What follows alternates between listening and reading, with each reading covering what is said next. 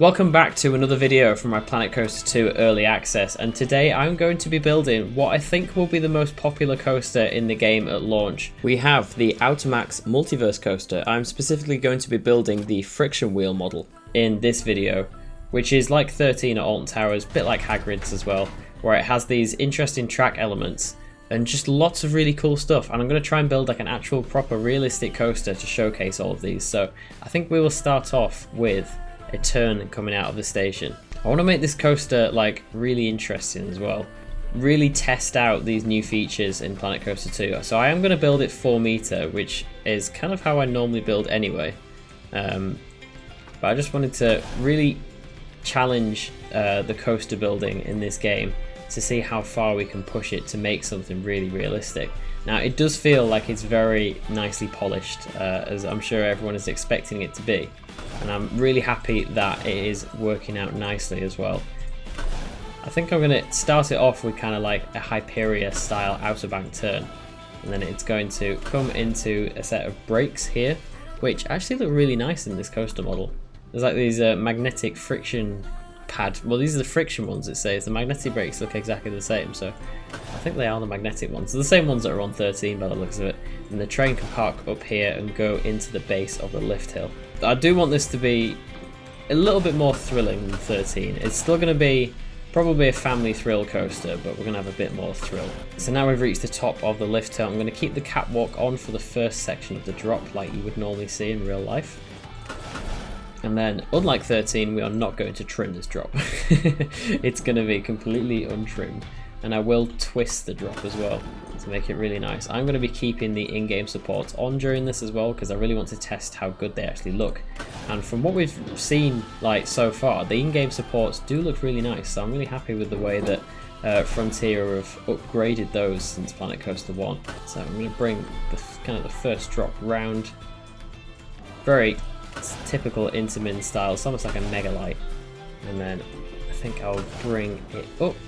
Sort of like a nice twist here where it can start to bank outwards. And yes, this is a family coaster, but do we go for an outer bank? I feel like that could be quite cool. There we go.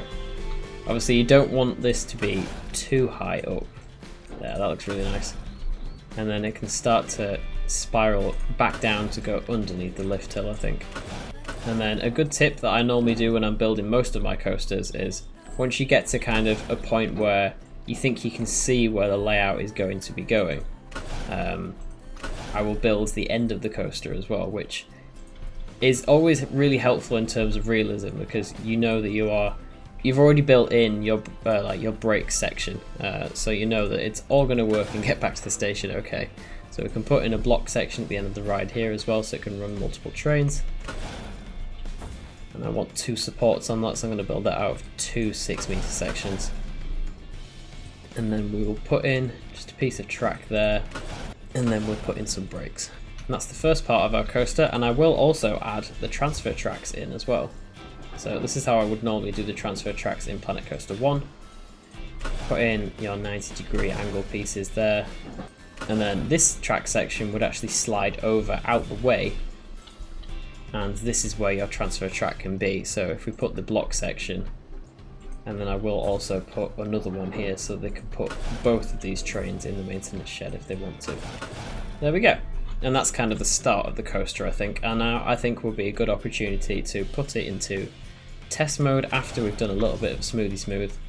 So how it works at the moment, if you want to smooth the track, it doesn't actually let you whilst you're in the construction mode. You have to go into the edit mode to be able to smooth track. I'm not sure how I feel about this. I think it'll be more of a learning curve to get used to. I'm going to put this on smoothing strength 7 and select 2 pieces of track to see how well this actually smooths it. So you can change the smoothing direction between forwards and backwards, or just have it stationary, and you can also change the smoothing type as well, so whether it's just like smooth all, smooth the turn, smooth the height, or smooth the banking. Now I am quite happy with the profiling, so I think I will just put smooth banking for now, and then obviously you can just press smooth. That's doing it backwards, so we want to do it forwards, and it'll smooth the entire coaster. And then I think once I'll get to the end I can go backwards. It needs to have more than one piece selected, and you can smooth it backwards from there as well. I think I might do it over 3 pieces actually, just to make sure put that back on the banking, or do we just smooth all? We'll smooth all just to see how good the smoothing tool is in this game, because I have got very high hopes for it. From what I've seen so far, it does look like a very powerful tool to smooth your coasters. There you go. So it's had like 1 or 2 passes of the profiling one, and then 1 just general pass of smoothing. And now I think we'll give it a bit of a test. So we'll give the coaster a test. It comes out the station here into that nice kind of tilted off-axis turn, just like Hyperia. I really like that moment on that ride. Might need a little bit of speeding up. I think I might lift the station up a bit so that it has a bit more speed coming around that corner. Then it goes into the block section just before the lift hill, which I should probably add a catwalk to. And then it starts going up the lift. Pretty nice speed on there as well. And then it gets to the top of the drop. Really nicely profiled drop. Absolutely flies around there. Into the outer bank thing that I mentioned. Really nice and chill kind of speed going through that, and then into that turn. Now I think we should have a quick ride on it with a POV as well. I don't know whether the field of view has actually changed as well. It just feels a little bit wider. The in-game supports as well on that first turn, they do actually look really good so far. I think the improvements to the in-game supports do look great. Go into the lift hill, got a nice speed going up here. It's almost like a little launch. And then you go into this first drop, which you get quite a nice view from the top, I think. Yeah, it's nice and high up. A little bit of profiling that I need to redo on that first drop. But yeah, it's so smooth, isn't it? Then you go into that off-axis, and then down into the turn. I'm loving this coaster so far. So I am just going to reprofile this part of the first drop a little bit. Plus doing it this way as well will give a bit of whip to the bottom of that first drop, which will be quite nice. And then I'll do 1 pass for banking, just to make sure that it is all banked properly. And then that looks like a lot more better profile drop. So once I've given that a little bit more of a smooth pass, I am just going to reprofile the bottom of this slightly so that it's a bit lower down, which obviously you can do. Now after this section, we're going to come, I think, into some sort of airtime hill, because I do want to get the ride at this point turned around a little bit. You can get like a nice, pretty strong for a family coaster, sustained airtime hill. And then I'm going to start to turn it at the bottom of this part of the airtime hill. Might be a little bit harsh, I can go back and change that afterwards. And then we're going to fly over the part of the drop that we made earlier. Again with a little bit of kind of an off-axis turn there, to get some really nice sustained but also like sideways airtime, which I think could be really cool. And then the coaster's going to come back down here, and like I said earlier, once we've got the coaster turned around, we can get it to go into the first sort of like trick track element. So it's going to rise back up here. You get some really nice like whippy airtime bits on there. It's going to be really nice. And if I bring it into this top track section here, I think I'll smooth this for height too.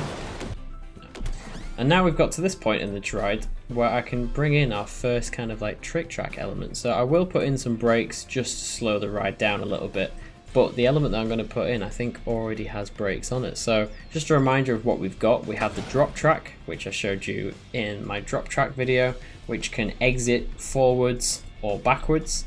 Then we have the spinning turntable, which I think that one goes 180 degrees, and then this one goes like 90 degrees. Then we have 90 degrees the opposite direction, reversed. Then we have our like full-on tilt track where it goes into this, tilts, and then obviously will drop out backwards. There's the like seesaw track where it can like obviously do the seesaw motion, and then the same kind of seesaw track, but this one can spin as well and will come out of the side. That one goes out the other side, that one goes out backwards. Then you have your actual like switch track element as well, where the train will pull into here and then get shot out backwards. We have another type of like movement track where I think this one can like tilt side to side and then tilt forward as well. That one exits on the side, that one exits on the other side. Then we have a spring lift, which I think this is like the opposite of a drop track where it can like push the train up. We have a combined drop and lift. I don't know how that works actually. Let's see how that works. So I can add a section of track to here. So how does this work? But I can also add a section of track to here. I don't know how that works. I'm interested. If I put the coaster in test mode, rises up into the track there. I've got the brakes to slow it down. And then what's it going to do? I'm assuming it's going to drop. Yeah, so it drops and then launches out forwards. Okay, so I wonder if it serves both. I'll definitely have to have an experiment with that in a future video. And then we have the other direction change one, and we have the turntable. And then you get to the end of it, and I didn't actually realise, but we have a drive tyre launch as well, which could be really cool. So I think what I'm going to do is I'm going to put in a drop track here. We'll exit backwards. There we go. So it pulls into the drop track. Put a piece of track there.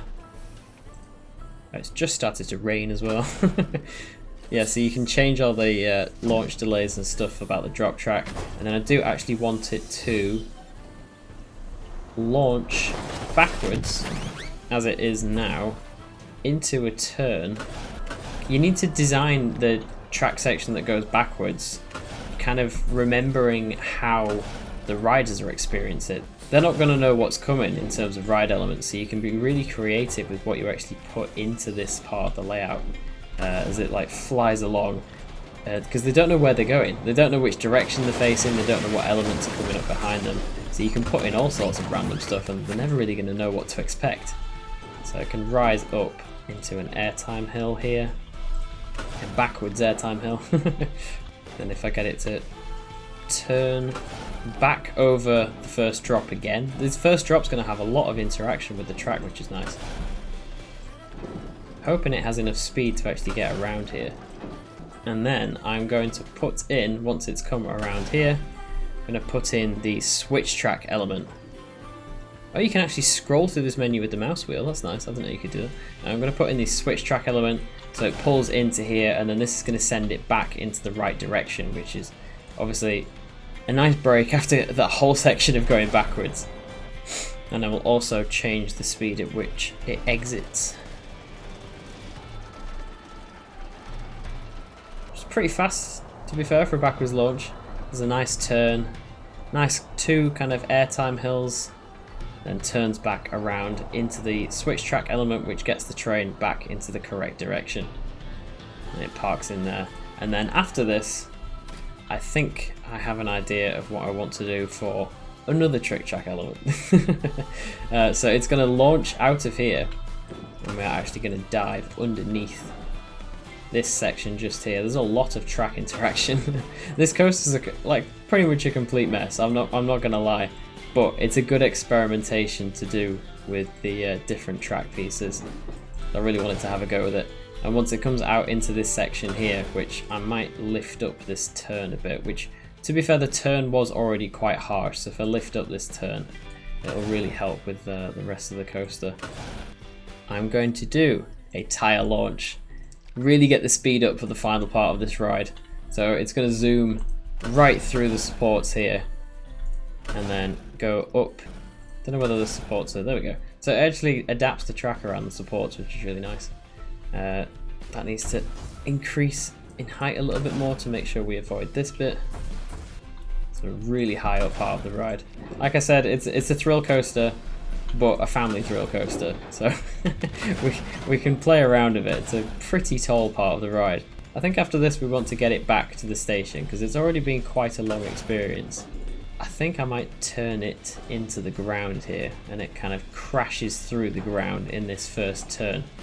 Quite a nice, long, drawn-out airtime hill. Like a very Intamin switchback kind of airtime hill. And like I said, we do want to start to get this back to the station at some point soon, but there might be chance for another cool element. Yeah, I'm a fan of the new smoothing tools. I think they are very nice. So we've used the drop track. There's the spinny track, but I want something a bit more high thrill, especially because this coaster has very quickly decided to become a thrill coaster. There's some more kind of movement, omni-movement table things. Wow, that had a lot of speed. Might need to turn that down a little bit. I think I might use the pivot track, that one, but that means it's going to go backwards, so it does also probably need a turntable. So I think we can turn down the speed of this launch just a little bit, because it was a bit extreme. This is has very quickly turned into not a family coaster. track section, and then yeah, it tilts back down. You're going backwards down this, and then we want quite a good sort of intense ending to the ride as well. So again, nice snapping Intamin style airtime hill here, and then after that, obviously we need it to turn around into the brakes. So if I bring it up here, I'm finding it a lot easier to... that might be a problem. Yeah, so if I turn away from that element so we don't crash into it. I'm finding it a lot easier, I think, in this game to profile elements because the track just keeps its profiling a lot easier when you smooth it. The element that is going to turn it round so that we don't go in the station backwards, because I assume it probably won't let you do that. There we go, we've linked it back up to the end, which I assume, does this spin it? I think this changes the direction of it, hopefully. So, I hope that works. And there you go, there is the coaster. It is still raining. How much longer is it going to keep raining for? I will probably do a little bit, I know it doesn't have power, well, I'll do a little bit more of a smoothing pass and see you after that. So I'm just in the process of changing the end of the ride. I've had to put in like just a normal turntable like this instead of the other element, because that element didn't really fit and was didn't actually turn the train around. So when it goes into the station the wrong way, it does just default to coming out the right way once it finishes the test cycle. But as I was putting this piece in, if I was to move this to the side in Planet Coaster 1, it would just be this track's piece that would like bend and this would stay solid. But in Planet Coaster 2, when I move over the whole thing, the profiling of it alters. Like, that is just so much better. And the actual turn stays as well. It's just so much more intuitive and like, you know, like it just makes more sense doing it this way. It's just so clever. I just thought it was really cool and something to point out. But yeah, this coaster's nearly done. Nearly there. So I've just put the coaster onto 2 trains, and you can change the actual like interval between trains as well, which is really nice. I'm glad that this is a feature. Obviously, if it was a feature in Planet Coaster 1, it would have been quite annoying to not have it in Planet Coaster 2, but I thought we'd have a quick look at the actual like customization of the ride as well. So when you're changing the color of the track, I'm just going to put it to black. So the first one is the rails, the second one is the like cross ties, the third one I think was the flanges, but they were all like the track connectors, sorry, but they were already black, and then the supports, which I'll probably put black as well, because that, no, we'll put light grey, they look quite cool. So we can change the coaster car to, this is just a train, so you can change that to pretty much whatever colour you want. Second part of it is, as this is like the lower body. There we go. The third part is the seats, so I'll probably put them as that red as well. And the fourth part is the lap bars and the wheels. That's quite cool. I like how you can change the wheels. There we go. Very nice. And then for the actual ride area itself, I do need to do a couple of alterations to do with the terrain. So if I get the terrain tool, I'll turn the intensity down a little bit. Obviously I don't want the hole to be that big for this part, so I've put it on 6. So we'll see how it would help if I had this correct tool selected. Yeah, it works pretty much exactly the same way as Planet Coaster 1. And then we'll see what scenery brushes we have. So we've got like rough rock. Turn up the intensity a little bit. That looks quite nice. And obviously I will put in some of the probably compacted dirt, but turned down a bit in intensity. Like that. Just around some of the track. Like the main big elements that would normally cast the most sun away from the track. Yeah, we'll put in some of the new scenery brush tool. So what things can we go for? Should we make our own brush? So you can actually add pretty much any scenery item to the brush, which is really cool, including the bushes that we're going to do. So I don't know whether you just click on them and they add to it. So yeah, you can just add arrowwood bush. You may as well put all 3 of those on. Yeah, you can change the size of it and the intensity, and you can tell it to avoid paths and avoid scenery as well. Yeah, kind of just make it look a bit more like lived in and not this barren landscape. But like, look how quickly it was to just make the area feel that much more like alive and immersive. And to make it feel even more immersive, what I'm going to do next is if I change this to like some park trees, you can just put like a barrier of trees around the outside of the ride so quickly. And it feels like I've made like a blueprint, like really quickly. We've made this whole coaster, and that's the thing that I think is probably the most impressive about Planet Coaster 2 is the speed at which you can do things. It's just so much more efficient to, like, obviously as you've seen, smooth the coaster. It's so much more efficient to create immersion in the ride area by adding foliage and trees and stuff around. And I think I might do like a rock pass of the area as well. And it just works. It just looks so good, and I'm really enjoying this. I'll put a couple of cinematics in there and then a POV for you to enjoy. I hope you've enjoyed this quick speed build of me making this coaster. If you like it, please leave a like on the video and let me know in the comments, and I will do a few more like these as well, showing you all the different coaster types in the game as well. And let me know what you think. Thank you so much for watching. See you in the next video.